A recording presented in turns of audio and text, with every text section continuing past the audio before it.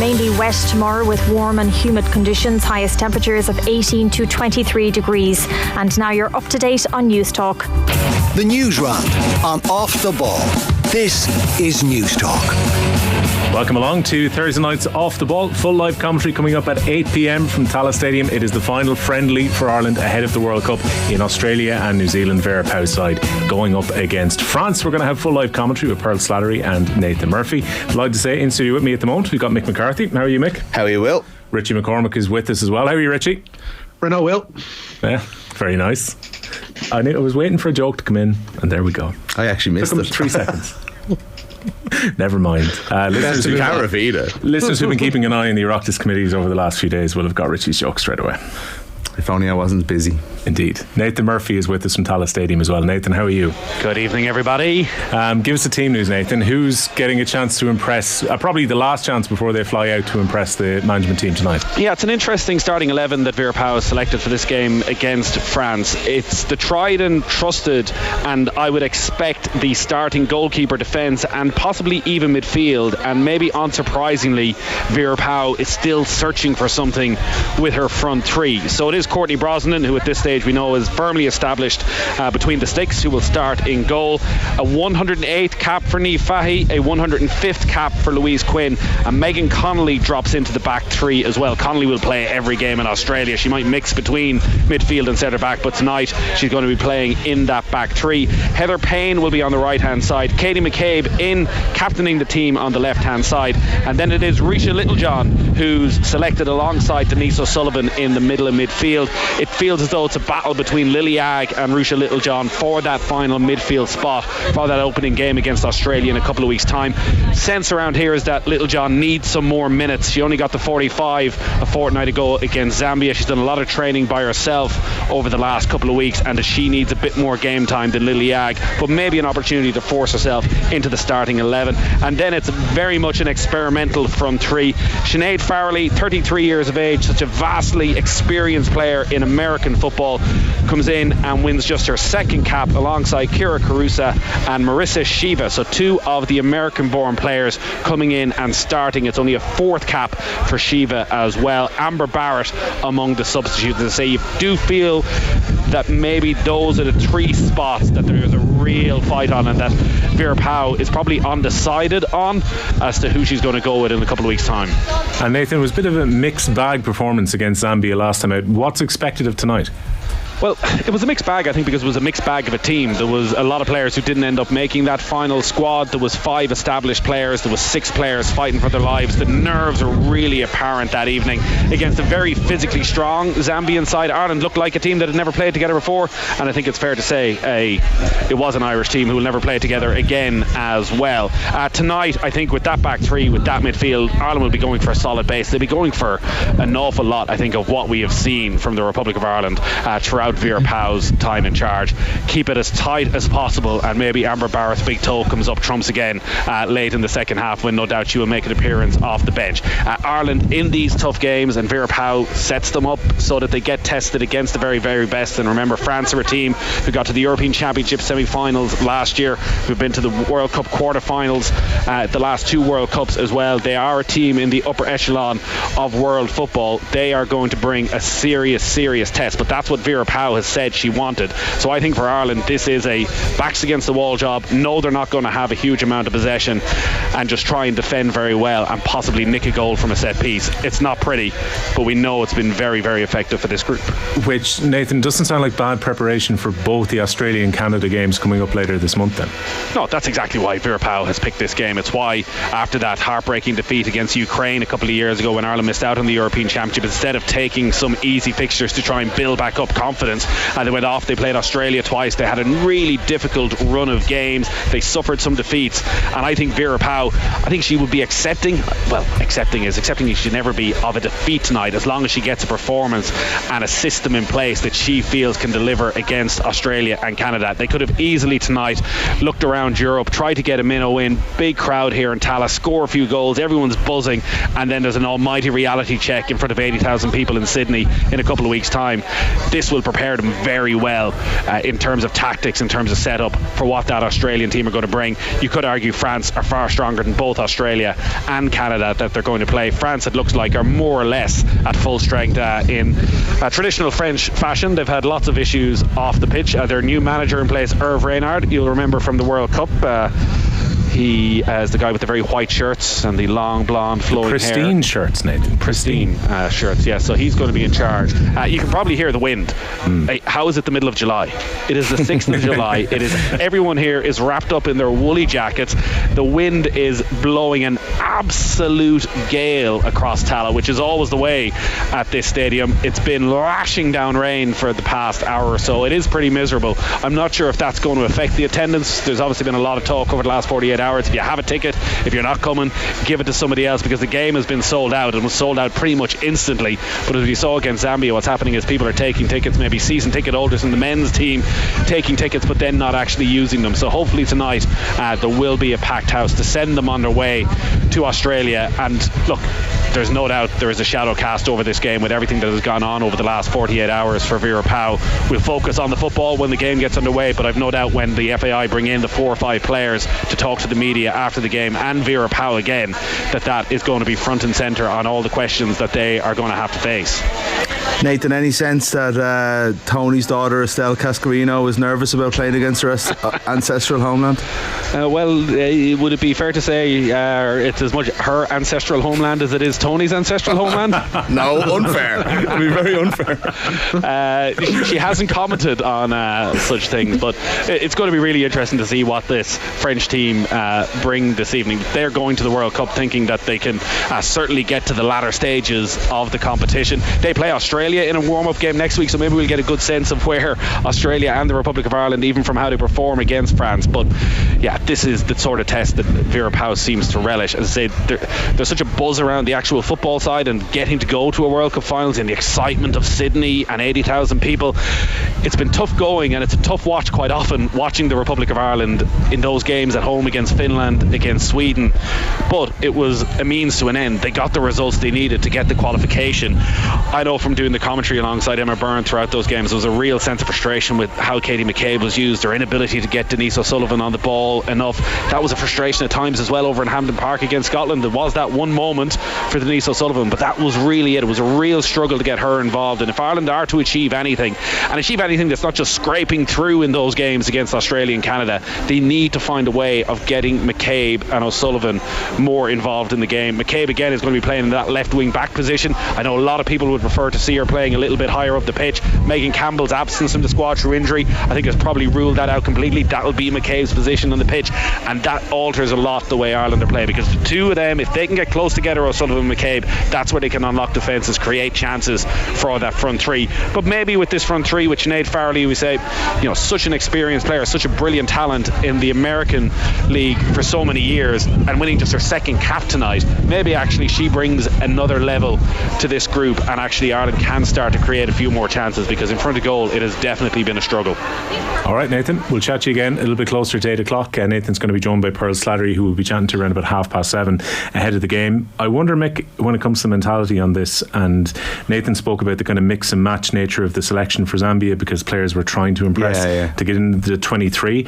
I wonder if it's slightly different now that they know that they're in the confirmed squad going to the World Cup compared to that game. Oh, it's completely different, isn't it? And it's far more of a first team that you see out. Like I know she's played there before, but I'm still intrigued by seeing Megan Connolly in the back three there. Like, in some ways it's such a positive, like, she's a playmaker, like, and to see her playing as like a kind of a ball playing centre back, I think is a really positive move. I actually think her being on the same side as Katie McCabe, if you have to play McCabe on the left, then that makes for an interesting, that makes for like some interesting combinations for Ireland on that side. So yeah, I do. It's completely different, like, isn't it? Like it's Zambia was, like, let's say, face it, a much different level of opposition as well. Yeah. And yeah, we're in kind of like full on warm up mode now, whereas it might have been a couple of players playing for places. It was a sideshow almost the last game. This is it now, you know. Yeah, it's a different dynamic. Richie, it is reasonably brave to take on one of the top teams in Europe ahead of going to the World Cup as well, because there would have had to been that temptation to maybe pick a team who you can put a few goals on, get everyone celebrating at Tallaght and go off on a positive note. But they've taken a real challenge on for this. Yeah, it's no use to you though, ultimately, if you do that. And I guess to a degree that's what they were hoping maybe that the Zambia game would be the easier of these two games. But as Nathan alluded to there, they need an actual test to almost reinvigorate them, wake themselves back up before heading over to, like, they're playing at a World Cup. The achievement of getting there shouldn't cancel out the fact that there are three very difficult games to play at the very least while they are there, and two of them in particular kind of stand out. So they need to test themselves and to know that they're actually, you know, on a war footing heading over to a major tournament, because like it isn't going to be easy over there, and there's no point. Like the contrast has been made that a lot of the friendlies that have been lined up for the men's side have been of a far easier nature, and for that reason to build up wins and to build up confidence, whereas this is kind of building up decent battle scars, and there's a lot to be said for doing that kind of thing and taking on like two back-to-back friendlies with the USA, because they're no easy things, and they've acquitted themselves well. If they can acquit themselves well tonight, then there's by all means they can go and do themselves umpteen favours in Australia. Like, you want to see Ireland develop as one of those teams, like, you know, in some ways the men's are doing to with less success, I suppose, at the moment, but like those two performances against America, the performance against Sweden away in the qualifiers, if they play well tonight, you want, like, the group suits a team who plays well against the big teams and maybe struggles against minnows. You know, that's an Irish way, let's face it. You know, it's not necessarily the worst thing in the world that we have such a tough group. In a way, Mick, the good run of form goes back to playing against Australia a couple of remember that match? It's been really good. It's interesting you say that, because that was such a watershed game. Do you remember there was this sense of like, these games are all going to be on TV now. There's this kind of like rabid atmosphere at the games, that it felt like that game against Australia was almost the arrival of the women's team in the mainstream in some ways. And yeah, it is kind of it would be class if, you know, that is bookended by beating them in front of 82,000 people in Sydney. But yeah, let's worry about tonight first, maybe. No pressure on this day 2 weeks. Give us a reminder of the team there, Richie, ahead of the game. Yeah, the team in, and as Nathan mentioned, they're full strength tonight. Courtney Brosnan starts in goal. A back three of Louise Quinn, Niamh Fahey and Megan Connolly. Heather Payne and Katie McCabe, the captain, provide the width. Rusha Littlejohn and Denise O'Sullivan are in midfield alongside Sinead Farrelly. Marissa Sheva provides support for Kyra Cruz up front. Kickoff is at 8. Good day for Louise Quinn. She signed a new 2-year deal with Birmingham City today. The Blues captain will remain with the Championship club until the summer of 2025. Her extension follows that of Ireland teammate Lucy Quinn, who will also remain a Birmingham player for the next 2 seasons. Yep, and Louise Quinn will hear a clip. She sat down with Brian O'Driscoll. You can catch it on our YouTube at the moment in the In Conversation with Brian O'Driscoll series, just in time for the World Cup. The betting tax back up on the agenda again today, Rich?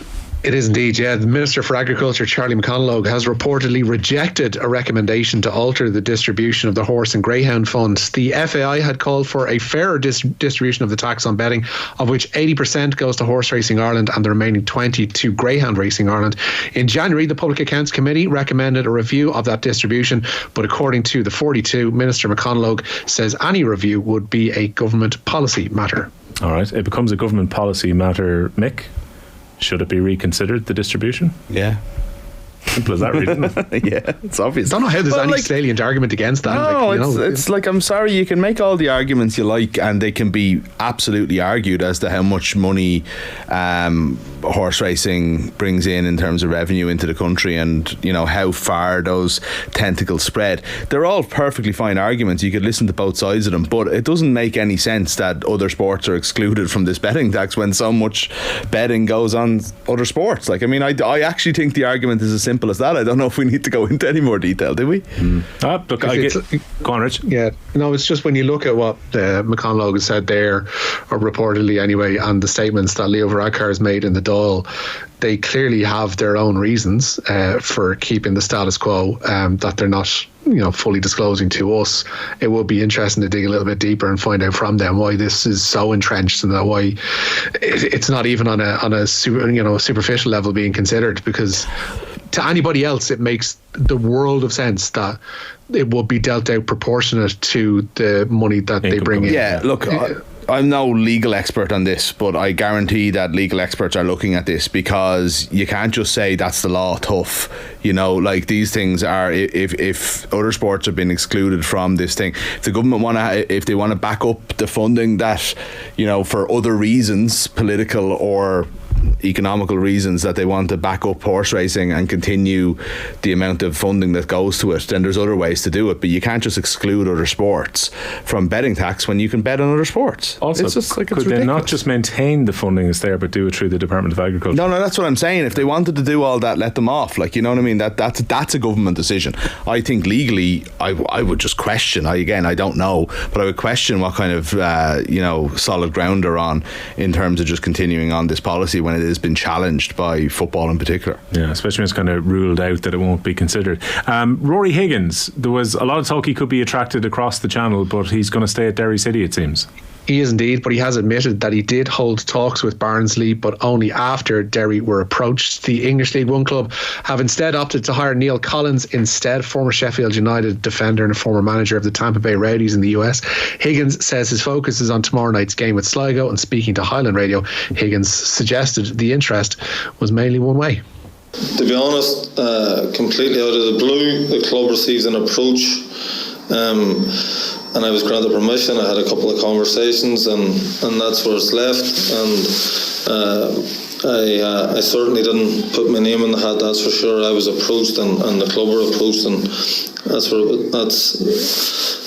that is. And we're really looking forward to the future at this club. I've been totally committed and will remain totally committed, and I love it here. Philip and Sean and the club have been absolutely brilliant to me from day one, and I feel we've returned the favour in some ways, but there's definitely more to come from us, and brighter days ahead. One win in the last 5, Richie, but they're still within touching distance, 6 points behind Shamrock Rovers at the moment. Transfer window has just opened. It would have been a really bad time for Derry to lose their manager. Yeah, he would have been terrible. They've been completely hamstrung by injuries, and a lot of people would point the blame for that down to the surface at the Brandywell, because it has cost. Like, Colin Whelan's studs got caught in the turf there, and he's done his knee ligament and is out for the rest of the season. Like, they've kind of made a rod for their own back up there. Have missed a lot of key players throughout the season, but there is still that sense that they have underperformed, and not just this term, but certainly last year when it looked like they could challenge Shamrock Rovers right till the bitter end for the league title, and kind of almost meekly handed over the reins to Rovers last season. Should be doing better, given the budget, given the players that they have at their disposal. Injuries are one thing, but they need to start winning matches again on a regular basis. When we were coming in, BBC were mentioning we're going to try and get as much play in this evening as possible with the light at Wimbledon. So how much play is likely to happen this evening? Well, they're after pushing Daniel Medvedev and Andrea Manarino out on court number 2, which could take a while. So that suggests that they're pretty hopeful that at least the bulk of that match might get done. Of course, they have the roof and the lights on the show courts to lean on, but the big story of the day, Liam Brodie pulling off one of the shocks of the fortnight thus far. The world number 142 beat the 4th seed Casper Ruud in 5 sets, indeed taking the decider 6-love, and Brodie will play Denis Shapovalov in round 3. Stan Wawrinka set up a 3rd round date with Novak Djokovic by beating Thomas Martin Echeverry in 4 sets today. The 3-time Grand Slam champion, he's now 38, isn't giving himself much hope against the defending champion. There's zero opportunity to win Wimbledon for me. I think I'm happy to have won today again. I think it was a great match. I'm playing better each match, and it's as I say, I think it's an honor to play Novak here. I was missing that on my career, to play him in the Grand Slam in Wimbledon. That's the last I never played him, and it's going to be a difficult challenge. Hopefully I can make a competitive match, but if we look at recent result, I don't really stand a chance. Mick, that is probably the most refreshingly honest interview I've ever heard. The two of us started really laughing there at the 0 chance to win Wimbledon, but look, tell it like it is, I suppose. Or maybe he's just playing a few mind games, perhaps. Like Djokovic, you haven't been beaten here since 2016. I ain't going to be the guy that's going to. Tennis needs some new stars, though, doesn't it? Like, I mean, that news of the number 4 seed losing to the world number 160 whatever would have been huge 15, 20 years ago. It's barely a drop in the ocean today, you know, because does anybody have any relationship with world number 4, whose name I've forgotten? Casper Ruud, Mick. Does anybody have any like emotional tie to the 4th best tennis player in the world? I still get mixed up between Holger Rune and Casper Ruud. I'm not going to lie, because they're constantly like 4 and 6 in the world, interchangeable. But like if you're looking, like Carlos Alcaraz it's one guy, and we'll see, because he has to beat. He has to beat Djokovic here, like, and take over from him a little bit, you know. Yeah. Soon as you still have the 36-year-old dominating stuff at the moment, like. Yeah, and also like Alcaraz won Queens, but wouldn't exactly be renowned for grass, so therefore he's seen as the best competitor. But I think if Djokovic gets a head of steam up at this tournament, Richie, he's almost impossible to stop, isn't he? Yeah, I think he already has it. Yesterday was one of those matches that looked like it might be troublesome against Jordan Thompson, and it didn't blow him out of the water per se, but at no point looked like he was in any way troubled. Things are going to get a little bit trickier from here on in. Maybe not with Wawrinka, but fourth and zero chance with Wawrinka. Zero chance with Wawrinka. Like, it's what, like, apparently Wawrinka has a really good record against Djokovic at other slams. Like, I think he's beaten him with the 3 others. So I'm not suggesting that there is a hope here, because Stan's form and peak of his game is long since gone, unlike Djokovic. But I think for Djokovic the further tests are down the line for sure. Yeah, some of the other big seeds progressed today, Rich. Yeah, big wins today for Andrei Rublev and Alexander Zverev. Well, after his 5-set win over Dominic Thiem last night, Stefanos Tsitsipas will be last on centre to play Andy Murray. That will probably go until 4 a.m. They're about to follow Elena Rybakina and Alizé Cornet. The defending champion Rybakina has just completed a 6-2, 7-6 win over the experienced French player. 10th seed Barbora Krejcikova succumbed to injury in the second set of her second round match, meaning 16-year-old Mira Andreeva advances to round 3. 5th seed Caroline Garcia needed a third set tiebreaker to beat the former US Open finalist Leila Fernandez. There are also wins for 13th seed Beatrice Haddad Maia, Sophia Kenin and Elina Svitolina today.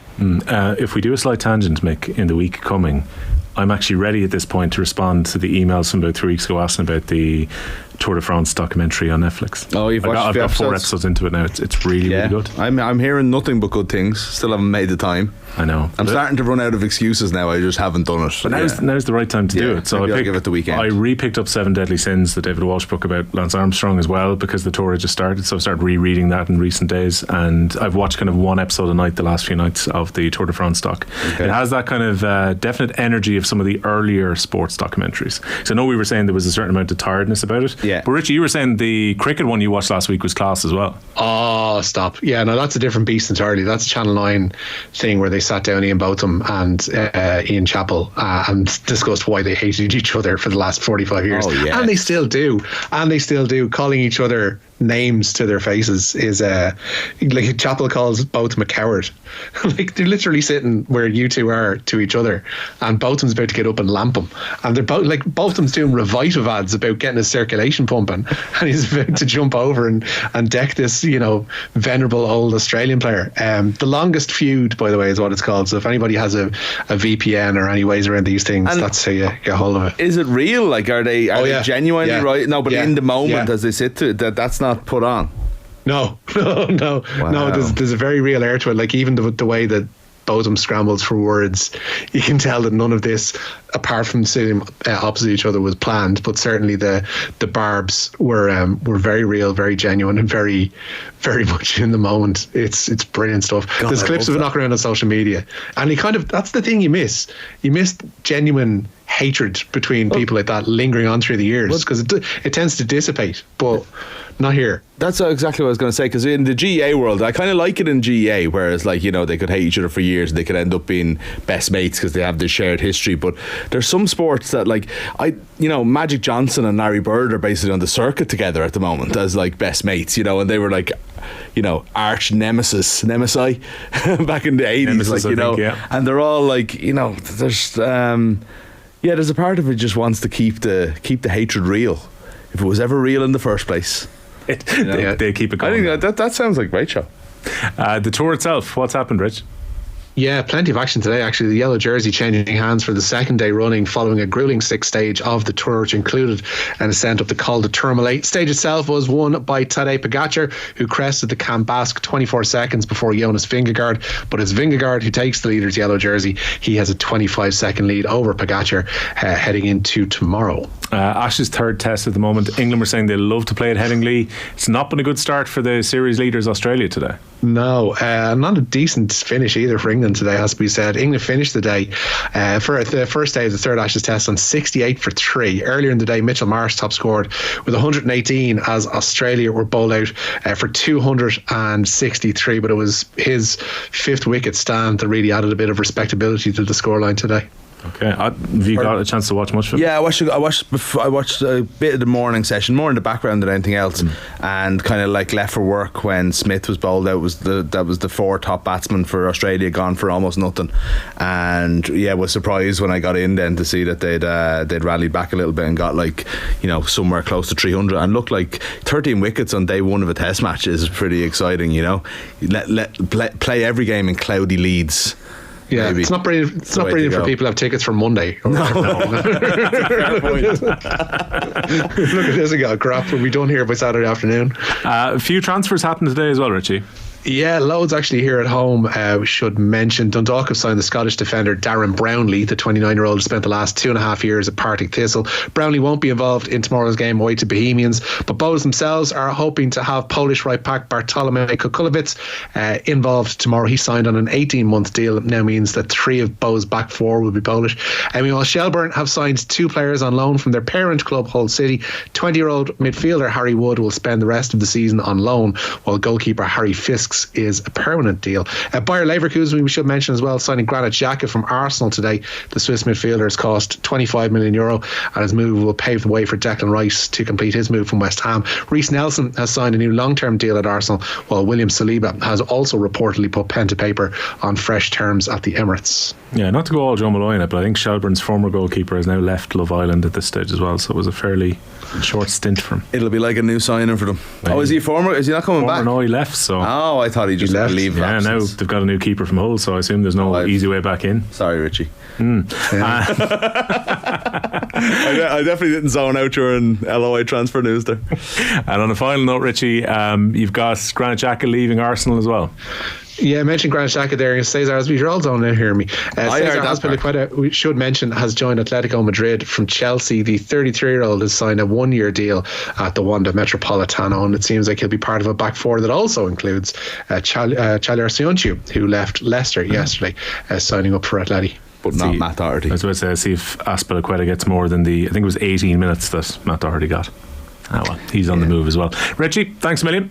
Nice and gents. Cheers, Mick. Cheers, that's your chance to win big. News Talk's Summer Cash Machine. Now, someone once again missed our call today.